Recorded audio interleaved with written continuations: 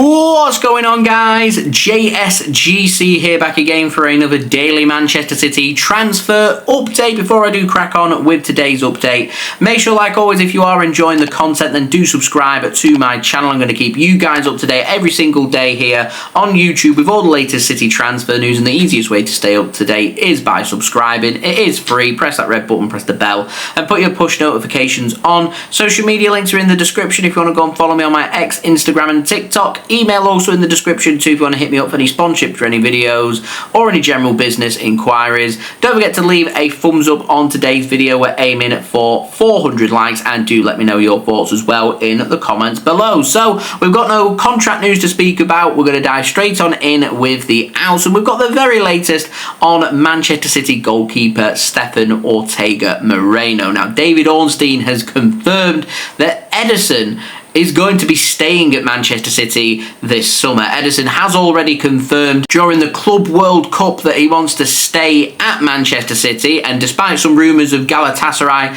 agreeing personal terms with Ederson, it's looking like he is going to be staying at Manchester City. With him having 12 months left on his contract, or less than that now, it does mean more than likely Ederson will be leaving next summer rather than this summer, as I don't expect him to sign a new contract, in particular with Manchester City looking like they're going to be signing James Trafford from Burnley, which I will give the latest on in just 1 minute. So what we're looking at here is Scott Carson's left and Bettinelli's been brought in, so that's a like-for-like replacement. Ederson's going to be staying, and with James Trafford coming in, it means Manchester City aren't going to head into the new season with 4 goalkeepers, so it leaves the odd one out, and that is Stefan Ortega Moreno. So I am expecting Manchester City to sell Ortega in this summer transfer window. The question is when and to whom. Now, Ben Jacobs has said that both Burnley and Leicester City have declared an interest in signing Stefan Ortega from Manchester City. Burnley are going to be looking for a new goalkeeper with James Trafford leaving. The question here is, does Stefan Ortega want to be playing in the Premier League or in the Championship if he is to stay in England? Leicester City, of course, were relegated, so they're going to be playing in the English Football League, in the Championship, Tier 2 here in England. So does he want to be playing in the Championship? There's a good chance that Leicester City more than likely will be promoted back to the Premier League next season, but that isn't a guarantee. Ahead of a World Cup year, the question is now, Ortega, does he want to be going to North America with the German national team? And if so, what's his best opportunity of doing so? Playing in the Championship, I don't think will cut it. So he'd have to stay in the Premier League, and Burnley are going to need a new goalkeeper. I think that would be a really good move. The question is, can Burnley afford his wage? I think Burnley have had some reservations about it because it had gone a bit quiet, and Burnley had just cooled interest on Stefan Ortega. That was only a few days ago, so they may want to reignite the interest, but we'll see. At the moment, though, David Ornstein saying that there is no offers in, and it isn't close for Stefan Ortega finding a new club and leaving Manchester City. But between now and the end of this summer transfer window, it looks like Stefan Ortega is going to need to leave, unless we do get a curveball of maybe Ederson leaving. I mean, imagine if we're going with 4 goalkeepers and waste an extra spot in our squad. It won't make any sense. Anyway, moving on to the ins. A huge update, of course, on James Trafford. As I said in my YouTube Shorts video earlier on today, we've had the here we go from Fabrizio Romano. Finally some movement from Manchester City. It's only taken from June 10th right through to the end of July for City to do something else in the summer transfer window, but the 22-year-old English homegrown goalkeeper is going to be signing for Manchester City from Burnley. Now, David Ornstein has said that it is a £27 million deal, which is the same as what Newcastle United wanted to pay. The big difference here is all about that 20% sell-on fee from Manchester City, because Newcastle, if they paid £27 million for James Trafford, in terms of Burnley profiting from it, well, 20% of that would have to go to Manchester City. So what they want to do is maximise their opportunity, and with Man City having the buyback clause, there was the potential of Man City negotiating this transfer, in particular if Man City are prepared to give Burnley more money than what Newcastle were going to give them, in particular with that sell-on fee worth at 20%. So yeah, Manchester City have beaten Newcastle because they're willing to give Burnley more money, and it's as simple as that. Now, James Trafford is going to be signing a 5-year contract at Manchester City. There is going to be the option of another year, so it's going to be a contract until 2030 with the option of potentially extending that until 2031. The secret scout had suggested that Ederson is going to stay, and James Trafford is going to be happy to be Manchester City's new number 2, as he does feel like he's going to learn from Ederson, but he does feel like Ederson isn't going to renew his contract, and Trafford is going to have the opportunity in the next 12 months to nail down and become Manchester City's new number 1 first choice goalkeeper. That's why he's choosing Manchester City. It may be detrimental to James Trafford's bid to try and go to the World Cup with England as of next summer, but it remains to be seen about just how many first team opportunities he's going to get at Manchester City, and which goalkeepers, of course, England manager Thomas Tuchel wants to take to the World Cup next summer as well. So it is looking like a case that Ederson stays, James Trafford's going to be his understudy, and Stefan Ortega is going to be leaving Manchester City at some point in this summer transfer window. Fabrizio Romano has confirmed that James Trafford will be completing his Manchester City medical on Monday when the players return to pre-season, and it's looking like City are going to try and get this deal done at some point early next week. Now, Craig Hope has said that Manchester City had just 1 hour to go when it came to matching the clause to agree a deal to sign James Trafford from Burnley.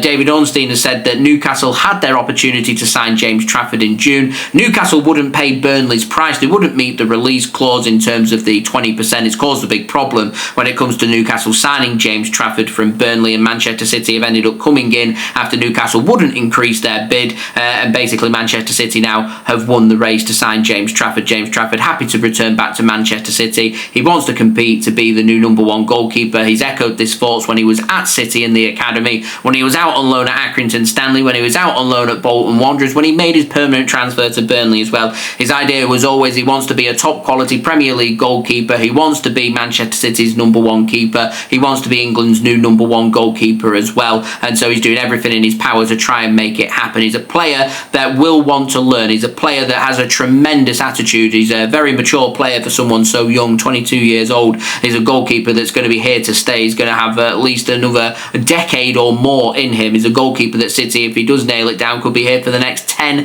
to 15 years. So City bringing him back, obviously we sold him to Burnley for between 18 and 20 million pounds, and signing him for 27 million pounds means that Manchester City have basically paid under 10 million pounds to basically temporarily be at Burnley, improve and come back to Manchester City, and for me a really good way of showcasing to other young players that we have at the club who may be sold on, but if we do put a buyback clause in place, there is an opportunity that you could come back to Manchester City and you can make it. And how many times have we sat here and spoken about these high quality young players going to other clubs on a permanent basis, excelling there, and we're left thinking what could have been? Well, this is the way of stopping that, and this is the importance of the buyback clause and the sell-on clause, and this should be encouraging City that if they are interested in selling their top academy players this summer and any other summer and any other window from beyond, then you need them sell-on fees and buyback clauses, because it makes things just much easier to get things sorted. We've done it with Angelino, we've not really done it since.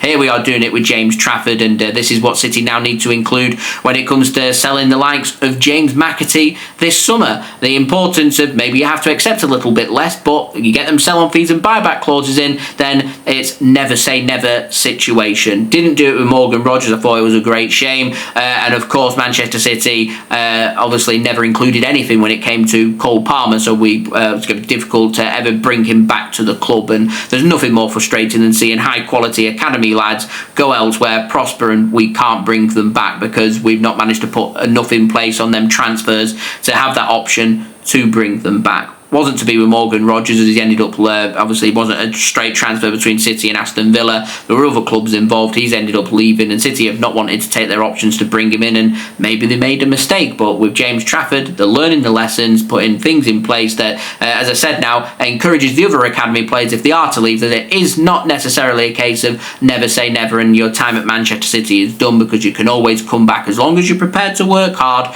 show your talent, learn, and obviously excel. then there is the opportunity that you can come back and compete at the highest level of football, in particular in England, in the Premier League with Manchester City. Very much to me feels like with a homegrown academy player coming in, a homegrown player by Manchester City as well, replacing a non-homegrown goalkeeper, more than likely going to be Stefan Ortega, that we're getting here a bit of a homecoming for James Trafford to come back home to Manchester City, and I really hope that it does work out. He's a high quality player. I've watched Burnley several times last season, and he was always a player that stood out. Good with his penalty saving, good with his distribution, good with his shot stopping, commands his area really nicely. He's got all the aspects of being a top quality keeper. Just be patient with him. There will be some mistakes. Don't get on his back him, encourage him, support him, and we will be looking here at a high quality goalkeeper. You will be looking at England's next number one, as far as I'm concerned, and that might not be in the not too distant future either. So a fantastic signing, I think, for a good price, and once again echoing Manchester City's insistence on bringing in, obviously bringing the average age of the squad down, but bringing in the next level of generational talent into the club, and looking at these players aged between around 18 to 25 years old. James Trafford slotting in 22 years old. High quality goalkeeper, City's potential number one as of the 2026-2027 season, and it looks like he's going to be the new understudy for Ederson. Could even potentially replace him over the next 12 months, depending on how James Trafford does. But here we go. Confirmed by Fabrizio Romano from David Ornstein, all the reliable sources. Trafford will be a Manchester City player. Just be patient with it. It's going to take a few days to get sorted, but early next week, Trafford will be a Manchester City player. And Manchester City very much still alive in this transfer window. Are we going to get a right back? That is the question. So, that has been today's transfer update. I hope you enjoyed the video. If you did enjoy this video, please do leave a thumbs up. 400 likes is the aim. Also, don't forget as well to get your thoughts in the comments below. Subscribe as well if you're new around here. Press that red button, press the bell, and put your push notifications on. I'm going to keep you guys up to date every single day here on YouTube with all the latest City transfer news. So if you haven't already, do subscribe. It is free, and social media links are in the description. If you want to go follow me on my X, Instagram, and TikTok, email also in the description too if you want to hit me up for any sponsorships or any videos or any general business inquiries, and I'll see you all again religiously tomorrow for the next daily Manchester City transfer update, where I'm sure we'll have much more details on James Trafford and more. So I've been JSGC, thanks for watching, peace, ciao for now.